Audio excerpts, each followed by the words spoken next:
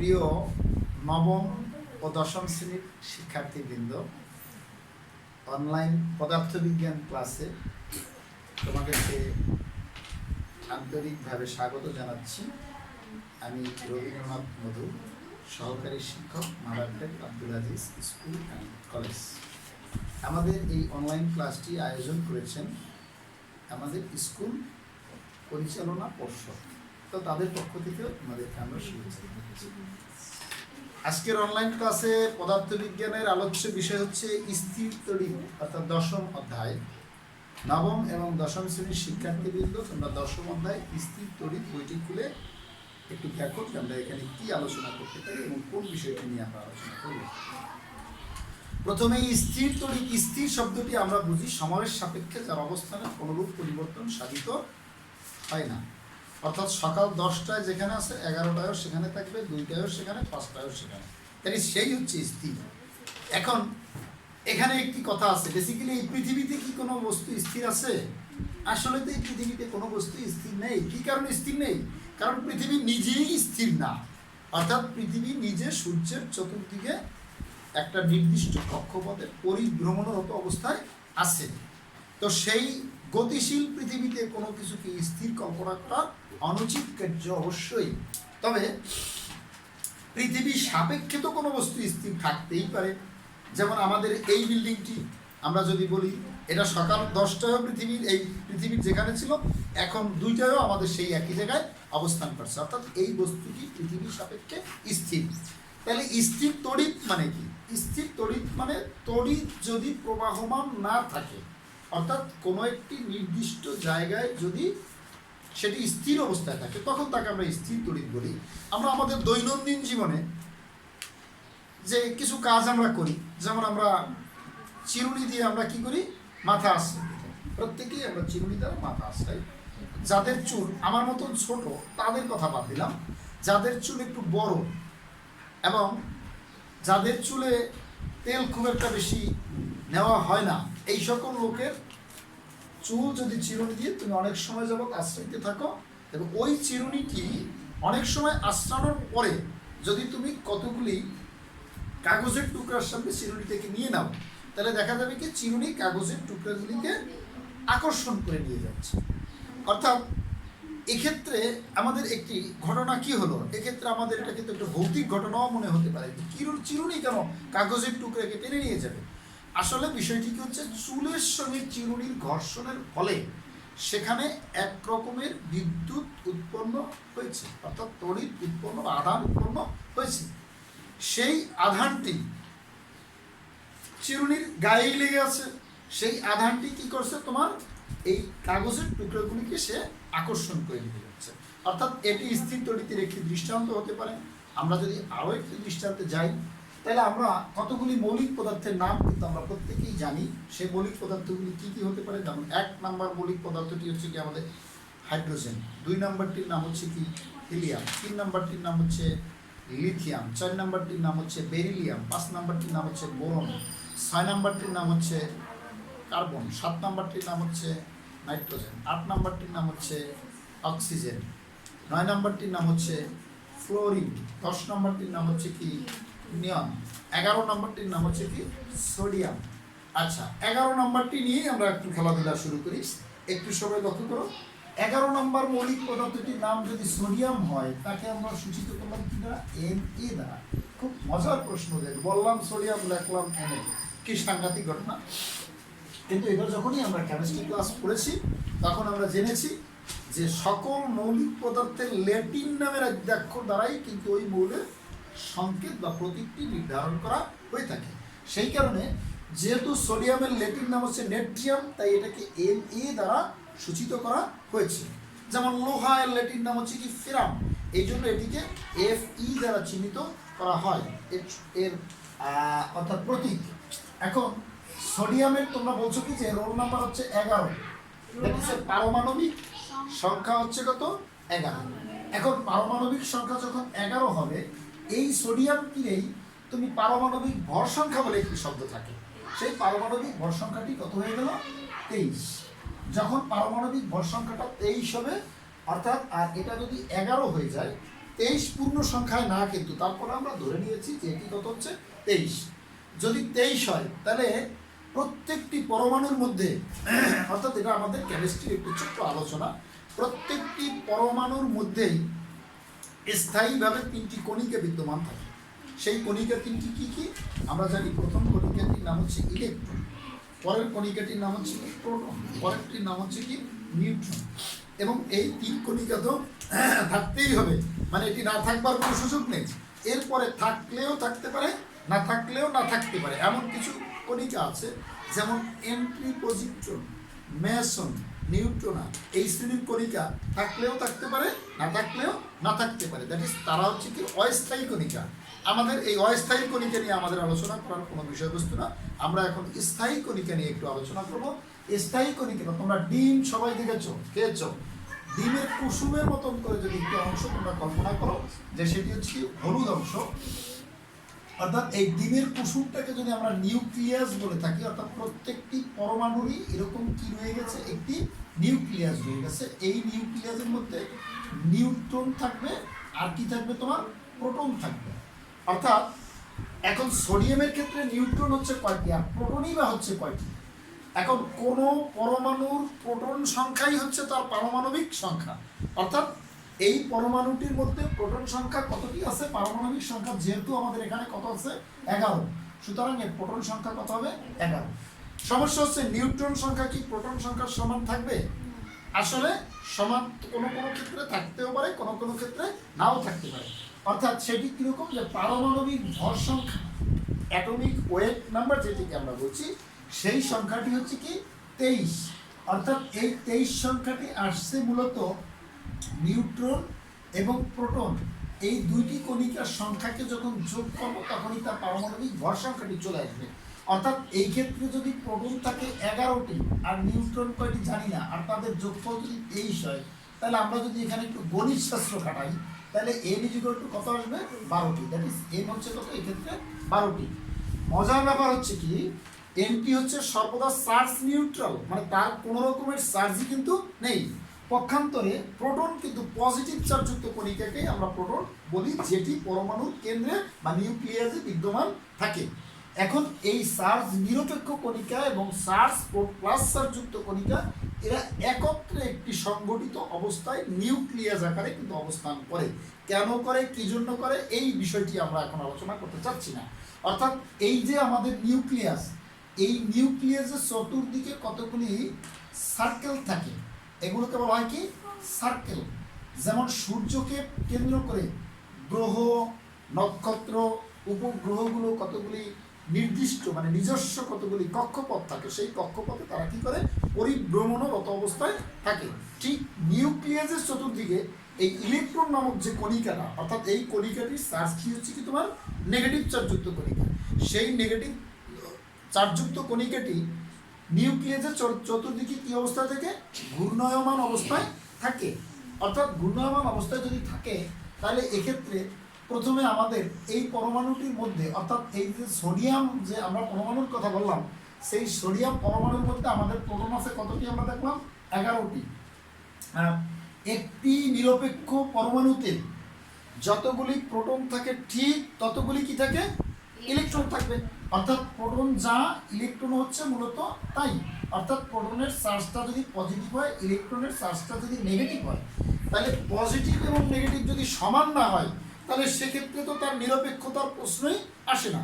যেহেতু আমরা বলছি নিরপেক্ষ পরমাণু, সুতরাং এই দুইটি পরমাণুতে প্রোটন কণিকা এবং ইলেকট্রন কণিকা অবশ্যই সমান থাকবে। যেহেতু এটি নিরপেক্ষ, সুতরাং এটি প্রোটন সংখ্যা যদি 11 হয়, এটি ইলেকট্রন সংখ্যা অবশ্যই 11 হবে। আর নিউট্রন সংখ্যা তোমরা একটু আগে বের করে ফেলেছ, সেটি হচ্ছে কত 12।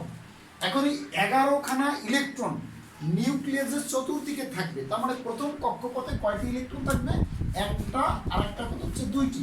এখন যদি বলো যে স্যার আপনি মন চাইছে আর 2টি বসিয়ে দিলেন, তাহলে কি আসলে কাজটি ঠিক হবে? মন চাইলেই কিন্তু আমরা বসাতে পারি না। এটি বসাবার জন্য বা এটি থাকবার জন্য আমাদের একটি নির্দিষ্ট রুল আছে, সেটা হচ্ছে কত 2n²। এই ফর্মুলাকে মান্য করে ইলেকট্রন থাকে।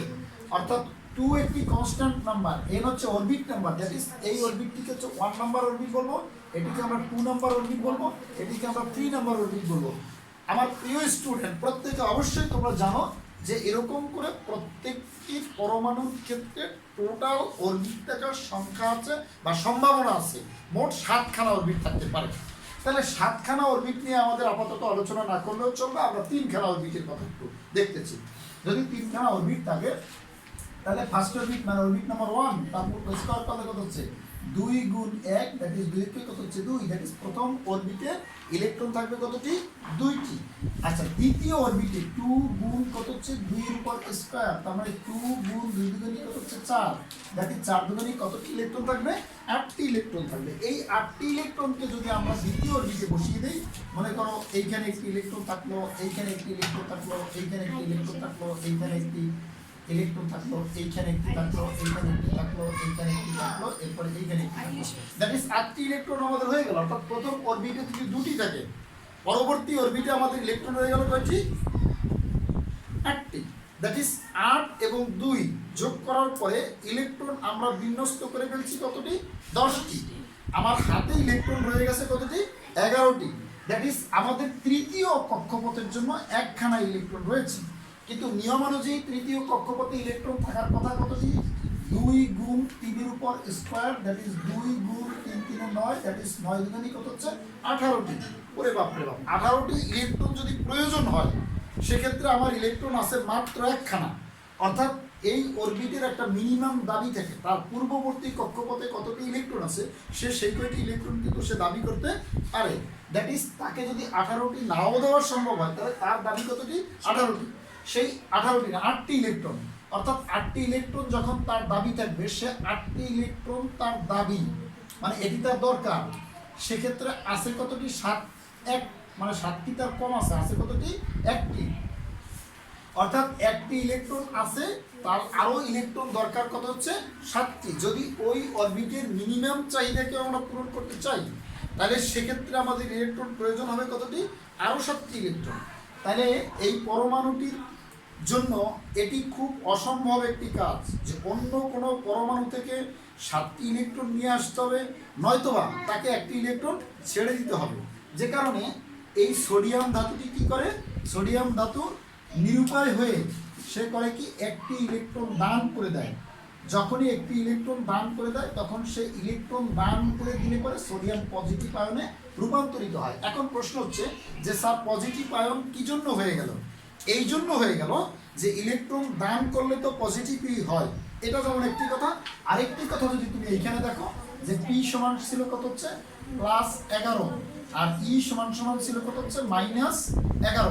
এখন এখানে একটি ইলেকট্রন দান করে দেওয়ার ফলে এই -11 গেল কি হয় 10 হয়। যদি এই দুইটাকে যোগ করো তাহলে কত হচ্ছে +1, অর্থাৎ সোডিয়ামের আয়ন হচ্ছে কত +1, অর্থাৎ আয়ন।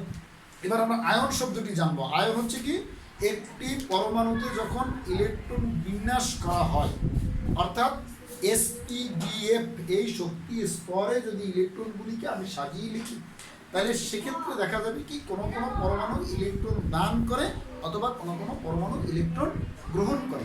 ইলেকট্রন দান অথবা ইলেকট্রন গ্রহণ করার পরে ওই পরমাণুটি আর নিরপেক্ষ থাকে না, নিউট্রাল থাকে না, অর্থাৎ সেটি চার্জিত অবস্থা প্রাপ্ত হয়, হয় সেটি পজিটিভ অবস্থায় যায়, না হয় সেটি কি হয়ে যায় নেগেটিভ অবস্থায় যায়। যেহেতু এক্ষেত্রে সোডিয়াম ইলেকট্রন দান করে ফেললো, সুতরাং সেক্ষেত্রে সোডিয়ামটি কি আয়নে রূপান্তরিত হয়ে গেল, পজিটিভ আয়নে রূপান্তরিত হয়ে গেল। পক্ষান্তরে আমরা যদি একটি অধাতুর কথা বলি, অধাতু কাকে বলা হয় তোমরা নিশ্চয়ই বুঝো, যে সকল মৌলিক পদার্থের ল্যাটিন নাম উচ্চারণের পরে আম উচ্চারিত হয়, যেমন sodium, potassium, rubidium, caesium, francium, helium, cadmium ইত্যাদি ইত্যাদি, ম্যাগনেসিয়াম ইত্যাদি আমরা যদি বলি তাহলে সেক্ষেত্রে সেটিকে আমরা বলি কি ধাতু। আর আম যাদের নাই তাদেরকে আমরা সাধারণত অধাতু বলি। যেমন সেক্ষেত্রে কি হচ্ছে chlorine, fluorine, bromine, iodine, astatine এরা প্রত্যেকেই হচ্ছে কি অধাতু। অর্থাৎ এই অধাতু সমূহের ইলেকট্রন বিন্যাস যখন দেখবো তখন সেক্ষেত্রে তারা কি করবে ইলেকট্রন গ্রহণ করবে, অর্থাৎ ইলেকট্রন গ্রহণ করার ফলে তারা নেগেটিভ আয়নে রূপান্তরিত হবে, আর ইলেকট্রন দান করার ফলে তারা পজিটিভ আয়নে রূপান্তরিত হবে। অর্থাৎ এই রূপান্তরিত অবস্থায় যে সোডিয়ামটিকে দেখতে পেলাম, অথবা ক্লোরিন যদি একটি ইলেকট্রন গ্রহণ করে তাহলে ক্লোরিনটি কি হয়ে যাবে, ক্লোরিন নেগেটিভ আয়নে রূপান্তরিত হয়ে যাবে। এই নেগেটিভ আয়নটি অথবা পজিটিভ আয়নটি যদি তৈরি হওয়ার পরে স্থির থাকে তখন তাকে আমরা বলি স্থির তড়িৎ। আর যদি সেটি কোনো পরিবাহীর মধ্য দিয়ে প্রবাহিত হতে শুরু করে তখন তাকে আমরা বলি কি চলতড়িৎ বা চলবিদ্যুৎ বা কারেন্ট ইলেকট্রিসিটি আমরা যেটাকে বলি। আমার কথা কি বুঝতে পারছো ক্লিয়ার সকলে? আচ্ছা, তাহলে আমাদের এটি হচ্ছে কি এই আয়নটি যখন কোনো পরিবাহীর মধ্য দিয়ে প্রবাহিত হয় তখন সেক্ষেত্রে তাকেই আমরা কি বলবো, আমরা তাকেই বলবো কি চলতড়িৎ। আর যদি সেটি প্রবাহিত না হয় তখন সেক্ষেত্রে আমরা তাকে বলি কি স্থির তড়িৎ। এখন এই স্থির তড়িতের ক্ষেত্রে এই যে sodium positive ion, chlorine negative ion, এদেরকে বলা হয় আধান। অর্থাৎ সিএফসি কুলম্ব নামক এক ভদ্রলোক এই আধানের সঙ্গে একটি আকর্ষণ বা বিকর্ষণ বলের একটি সম্পর্ক উনি স্থাপন করেছেন। এবং এই কুলম্বের সূত্রের সাহায্যে আজকে আমাদের প্রমাণটি কি হচ্ছে কি, যে কুলম্বের যে সূত্র আছে সেই কুলম্বের সূত্রের সাহায্যে আমাদের যে তোমার আধান আছে সেই আধানের সঙ্গে তড়িৎ বল এবং তড়িৎ বলের সঙ্গে তড়িৎ ক্ষেত্রে কী কী রকমের সম্পর্ক আছে সেই বিষয়টি নিয়ে আমরা একটু আলোচনা করবো। তোমরা সবাই একটু মনোযোগ সহকারে একটু লক্ষ্য করো। আমরা যদি সিএফসি কুলম্ব একটি শব্দ বললেন, সেই শব্দটি কীরকম তোমরা সেই শব্দটি আগে একটু মনোযোগ সহকারে শোনো। ওনার বক্তব্য হচ্ছে কি, যে মনে করো এ একটি বিন্দু, এই বিন্দুতে কিছু পজিটিভ আয়ন রাখা আছে, পয়েন্ট অফ চার্জ, মানে কতগুলি বিন্দু চার্জ যদি একটি চার্জের ন্যায় আচরণ করে তখন সেক্ষেত্রে সেটাকে বলা হয় পয়েন্ট অফ চার্জ, বিন্দু চার্জ। এই বিন্দু চার্জের কেন্দ্রবিন্দু হচ্ছে কত এ। ঠিক এই বিন্দু থেকে খানিকটা দূরে অর্থাৎ উনি আর একটি বিন্দু আবিষ্কার করলেন, সেই বিন্দুটির নাম কি হচ্ছে বি বিন্দু। এই বি বিন্দুতে কিছু নেগেটিভ চার্জ রাখা আছে। আমরা যদি আমাদের ওই পরিমাণগত শর্ত দ্বারা বলি যে এখানে কিছু সোডিয়াম পজিটিভ আয়ন রাখা আছে আর এখানে কিছু ক্লোরিন নেগেটিভ আয়ন রাখা আছে, যেহেতু কুলম্ব প্রথমে উনি লক্ষ্য করলেন কি, যদি চার্জদ্বয় একই রকমের হয় অর্থাৎ দুটিই যদি পজিটিভ হয় তখন তারা পরস্পরকে বিকর্ষণ করবে, আবার চার্জদ্বয় যদি বিপরীত ধর্মী হয় তখন তারা পরস্পরকে কী করবে, আকর্ষণ করবে। অর্থাৎ এটি উনি লক্ষ্য করলেন। এবার লক্ষ্য করার পরে উনি আরেকটি জিনিস লক্ষ্য করলেন যে এই চার্জদ্বয় কি পরিমাণ বল দ্বারা তাদেরকে আকর্ষণ করবে অথবা কি পরিমাণ বল দ্বারা তাদেরকে বিকর্ষণ করবে, ঠিক কিনা, সেইটিকে নির্ণয় করার জন্য উনি এই দুটি আধানের মধ্যবর্তী যে দূরত্ব সেই দূরত্বটাকে ডি মিটার দূরত্ব হিসেবে চিহ্নিত করে দিলাম। তাহলে আমরা সিএফসি কুলম্বের সূত্রটিকে যদি প্রথমে আমরা পাই তাহলে সেই সূত্রটি নিয়ে একটু আলোচনা করার পরে আমরা যদি পারি আমরা এফ সমান সমান কিউ এই সম্পর্কটি প্রমাণ করব। প্রথমত হচ্ছে কি, কুলম্বের যে সূত্রটি সেই সূত্রের মধ্যে উনি বললেন কি, যে একটি পজিটিভ চার্জ একটি নেগেটিভ চার্জকে সর্বদার জন্য আকর্ষণ করবে, আরেকটি নেগেটিভ চার্জ একটি পজিটিভ চার্জকে কি করবে, আকর্ষণই করবে। কিন্তু দুইটি পজিটিভ অথবা দুইটি নেগেটিভ চার্জ যদি হয়ে থাকে তখন তারা কি করবে, পরস্পরকে বিকর্ষণ করবে। সেই আকর্ষণ বা বিকর্ষণ বলের পরিমাণ নির্ণয় করার জন্য উনি একটি পদ্ধতি আবিষ্কার করবেন। আমরা সেই পদ্ধতি নিয়ে এখন আলোচনা করব যে এই দুইটি চার্জ তাহলে কি করতেছে, পরস্পর যেহেতু তারা বিপরীতধর্মী তারা পরস্পরকে কি করতেছে, আকর্ষণ করতেছে। অর্থাৎ এই নেগেটিভ টানতেছে পজিটিভের দিকে, পজিটিভ টানতেছে নেগেটিভের দিকে। সেই আকর্ষণ বলের পরিমাণটি যদি এফ হয় অর্থাৎ বলের পরিমাণটি কি হচ্ছে এফ, এবং এ বিন্দুতে যে চার্জ পার্টিকেল রাখা আছে তার আধানের পরিমাণ যদি Q1 কুলম্ব হয়, অর্থাৎ এই আধানের একক কিন্তু কুলম্বের নামানুসারে কুলম্ব দ্বারাই চিহ্নিত করা হয়েছে বা সূচিত করা হয়েছে। এক্ষেত্রে আধানের পরিমাণ যদি Q2 কুলম্ব হয় তাহলে আমাদের একটা জায়গায় Q1 কুলম্ব আছে আধান, আর একটা জায়গায় আছে কিন্তু Q2 কুলম্ব আছে, এবং এই দুইটি আধানের মধ্যবর্তী দূরত্ব আছে কিন্তু ডি মিটার, এবং তাদের মধ্যবর্তী যে আকর্ষণ, এক্ষেত্রে তো আকর্ষণ বল, অন্যান্য ক্ষেত্রে হলে হয়তো বা বিকর্ষণ বলের কথাও বলতাম। তো সেই আকর্ষণ অথবা বিকর্ষণ বলের মানটি কি হবে বলতো, উনি বললেন যে আকর্ষণ অথবা বিকর্ষণ বলটি নির্ভর করে মূলত তিনটি বিষয়ের উপর। সেই বিষয় তিনটি কি আমরা সেটি দেখব। প্রথমে হচ্ছে কি, এই দুই বিন্দুতে স্থাপিত যে চার্জ আছে সেই চার্জের পরিমাণের উপর নির্ভর করে, এটি হচ্ছে ওনার প্রথম শব্দ। দ্বিতীয় শব্দটি কি বললেন, যে এই আকর্ষণ অথবা বিকর্ষণ বলটি নির্ভর করে এই চার্জদ্বয়ের মধ্যবর্তী যে দূরত্ব আছে সেই দূরত্বের উপর নির্ভর করে। তৃতীয় অংশে উনি গিয়ে কি বললেন, যে আকর্ষণ বা বিকর্ষণ বলটি নির্ভর করে এই চার্জদ্বয়ের মধ্যবর্তী যে মাধ্যম আছে অর্থাৎ সেই ক্ষেত্রে মাধ্যম কি শূন্য, না সেই ক্ষেত্রে মাধ্যম বায়ু, না সেই ক্ষেত্রে মাধ্যম ইট, না সেই ক্ষেত্রে মাধ্যম পানি। অর্থাৎ দুইটি চার্জিত বস্তু রাখলে তার মধ্যবর্তী একটি মাধ্যম থেকে সেই মাধ্যমের উপরও কিন্তু নির্ভর করে যে তাদের আকর্ষণ বা বিকর্ষণ বলের পরিমাণটি কি হবে। উনি যে সম্পর্কটি স্থাপন করলেন, প্রথমে উনি বললেন কি যে ওই চার্জদ্বয়ের মধ্যবর্তী যে আকর্ষণ বল, সেই আকর্ষণ বল এফ যদি হয়ে থাকে তাহলে F depends on Q1 Q2 এবং Q1 Q2 সঙ্গে কীভাবে সম্পর্কিত, যে তারা সমানুপাতের সম্পর্কিত। অর্থাৎ সমানুপাত নিয়ে আমি তোমাদের কয়েকবারই কথা বলেছি। অর্থাৎ Q1 Q2 এই চার্জদ্বয়ের পরিমাণ যদি বেশি হয় তাহলে তাদের মধ্যবর্তী আকর্ষণ বলের পরিমাণ বা বিকর্ষণ বলের পরিমাণও বেশি হয়ে যাবে। দ্বিতীয় যে সূত্রটি আছে, অর্থাৎ এফ ইজ প্রপোর্শনাল টু কত হচ্ছে 1/d²। ডি মিন যদি দূরত্ব হয় তাহলে আমরা কি বলতে পারি যে এই চার্জদ্বয়ের মধ্যবর্তী যে দূরত্ব আছে সেই দূরত্বের বর্গের ব্যস্তানুপাতে পরিবর্তিত হবে। এবং 3 নম্বর যে ব্যস্তানুপাত শব্দটির অর্থ হচ্ছে কি, একটি রাশির মান বৃদ্ধি পাওয়ার সাথে সাথে যদি অপর একটি রাশির মান হ্রাস পেয়ে যায় তখন তাকে কি হচ্ছে ব্যস্তানুপাতের সম্পর্ক বলা হয়। আর সমানুপাত হচ্ছে কি, সমজাতীয় বা দুইটি চলকের মধ্যে যদি এমন সম্পর্ক থাকে যে একটি রাশির মান বৃদ্ধির সাথে সাথে অপর রাশিটির মান বৃদ্ধি পাবে। আর ব্যস্তানুপাতের সম্পর্কটি কি হচ্ছে, একটি রাশির মান হ্রাস পাওয়ার সাথে সাথে অপর রাশিটির মানও যদি হ্রাস পেয়ে যায় তখন সেটিকে আমরা কি সম্পর্ক বলি, ব্যস্তানুপাতের সম্পর্ক বলি। এখন দূরত্বের বর্গের ব্যস্তানুপাতে পরিবর্তিত হয়, শুধু ব্যস্তানুপাতে না, অর্থাৎ দূরত্বটাকে যদি আমরা স্কোয়ার করি সেই স্কোয়ারের ব্যস্তানুপাতে এটি পরিবর্তিত হয়। 3 নম্বর যে কন্ডিশন সেটি তো আর ম্যাথমেটিক্স দ্বারা ব্যাখ্যা করা যাবে না। অর্থাৎ বলছে এই আকর্ষণ বা বিকর্ষণ বলের পরিমাণ নির্ভর করে এর মধ্যবর্তী যে মাধ্যম আছে, অর্থাৎ সেই মাধ্যমটি কি কি থাকতে পারে, ওই যে আমি যে একটু আগে যে কতগুলি নাম বললাম সেই মাধ্যমের উপরও নির্ভর করে যে তাদের মধ্যবর্তী আকর্ষণ বা বিকর্ষণ বলটা কি পরিমাণ হতে পারে।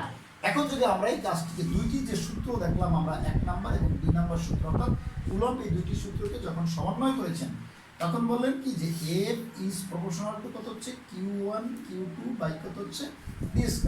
সঙ্গত কারণেই এই প্রপোর্শনাল চিহ্ন তুলবার জন্য আমরা এখানে একটা ধ্রুবক পদ গুণ করে দিই। তাহলে এফ সমান যদি আমরা এখন বলি যে ধ্রুবক, সেই ধ্রুবকটিকে আমরা যদি সি বা কে এর কোনোটি দ্বারা চিহ্নিত করি, অর্থাৎ সিও হতে পারে আবার কত হচ্ছে কেও হতে পারে, তুমি যে কোনোটি দ্বারাই চিহ্নিত করো কোনো সমস্যা নাই। সি দ্বারা যদি চিহ্নিত করো তাহলে কি হচ্ছে Q1 Q2 বাই কত হচ্ছে d²। এখানে সিটিকে বলা হচ্ছে কি সমানুপাতিক ধ্রুবক। এখন এই সমানুপাতিক ধ্রুবক সি এর মানটি নির্ভর করবে, সেটিও নির্ভর করবে আমাদের কয়টি বিষয়ের উপর, দেখো সেটি নির্ভর করে আমাদের দুটি বিষয়ের উপর। সেই বিষয় দুটি কি হচ্ছে, অর্থাৎ আমাদের এই যে দূরত্বের কথা বললাম, এই যে চার্জের পরিমাণের কথা বললাম, এই পরিমাণগুলো কোন এককে পরিমাপকৃত, মানে সেটি কি এসআই এককে পরিমাপকৃত, না এফপিএস এককে পরিমাপকৃত, নাকি সিজিএস এককে পরিমাপকৃত, সেই পদ্ধতির উপর নির্ভর করবে। আর দ্বিতীয় অপশনটি নির্ভর করবে হচ্ছে কি যে এদের মধ্যবর্তী যে মাধ্যম আছে, অর্থাৎ সেটি কি বায়ু নাকি সেটি শূন্য নাকি সেটি পানি, সেই মাধ্যমের যে মাধ্যমাঙ্ক, সেই মাধ্যমাঙ্ক এই দুইটি বিষয়ের উপর নির্ভর করে। এখন যদি এই টোটাল সিস্টেমকে আমরা এসআই এককে নিয়ে মানে পরিমাপ করি, সিস্টেম অফ ইন্টারন্যাশনাল ইউনিট অর্থাৎ এমকে এর যে পদ্ধতি আছে সেই পদ্ধতিতে যদি আমরা এটিকে পরিমাপ করি তাহলে সেক্ষেত্রে এই সি এর মানটি হয়ে যাবে কত, দেখো সি এর পরিবর্তে 1/4 pi epsilon not. Epsilon not শব্দটির অর্থ হচ্ছে কি, অর্থাৎ এর মধ্যবর্তী মাধ্যম যদি শূন্য থাকে এবং তার মাধ্যমাঙ্ক যদি এপসাইলন নট মানে কি শূন্য মাধ্যম ছিল যে কারণে এপসাইলন নট বলে দিলাম, তাহলে আমাদের এই ক্ষেত্রে আমরা এফ সমান তাহলে কি লিখতে পারি, সি এর মান যদি লিখি 1/4 পাই এপসাইলন নট, এরপরে কত হচ্ছে Q1 Q2 বাই কত হচ্ছে d²। দেখো তাহলে কিন্তু আমরা অর্থাৎ দুইটি চার্জ একটি নির্দিষ্ট দূরত্বে যদি আমরা স্থাপন করি তাহলে সেই চার্জদ্বয় কি পরিমাণ বল দ্বারা পরস্পরকে আকর্ষণ করবে অথবা কি পরিমাণ বল দ্বারা পরস্পরকে বিকর্ষণ করবে, সেই আকর্ষণ বা বিকর্ষণ বলের মান আমরা কিন্তু অতি সহজেই এই সূত্রের সাহায্যে নির্ণয় করতে পারি। তোমাদের আরও একটি জিনিস জানতে খুব ইচ্ছা হয়তো বা করতেছে যে 1 স্যার একটি কনস্ট্যান্ট নাম্বার, 4 একটি কনস্ট্যান্ট নাম্বার, পাই একটি কনস্ট্যান্ট নাম্বার, এপসাইলন নটের মানটি হয়তোবা শূন্য মাধ্যমের জন্য একরকম, অন্য কোনো মাধ্যমের জন্য আর এক রকম, অন্য কোনো মাধ্যমের জন্য আর এক রকম হতে পারে। তাহলে এর মানটা আসলে কি? হ্যাঁ, এর মানটাও আমাদের জানা অত্যন্ত জরুরি। সেই মানটা হচ্ছে কত? 1/4πε0 এর মান যদি আমরা লিখি তাহলে 9 × 10⁻⁴ কত হচ্ছে 9। এখন এর আবার এককও আছে, এর কিন্তু এককও থাকবে।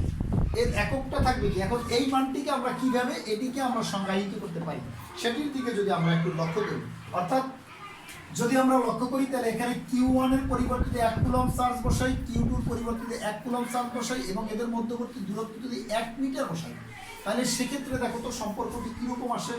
অর্থাৎ এই ক্ষেত্রে সম্পর্কটি এরকম আসে, সেই সম্পর্কটি হচ্ছে এরকম যে আমরা যদি এফ এর মান বের করতে চাই তাহলে 1/4πε0, এক্ষেত্রে 1 কুলম্ব বসিয়েছ, তারপরে একটি 1 কুলম্ব, দূরত্ব কত হচ্ছে 1 মিটার, কুলম্ব কুলম্ব গুণ করলে কুলম্বের উপর স্কয়ার, তার মানে কত হচ্ছে কুলম্ব স্কয়ার, এরপরে কত হচ্ছে মিটার, মিটার কুলম্ব স্কয়ার। তাই আমরা একক এখানে না লিখলাম, তাহলে এখন এখানে 1 গুণ করলে 1/4πε0 এই মানটি কিন্তু হয়ে যায়, অর্থাৎ এই বিকল্পটি কত হচ্ছে 1/4πε0 কিন্তু হয়ে যায়। অর্থাৎ এটিকে আমরা কিভাবে সংজ্ঞায়িত করতে পারি?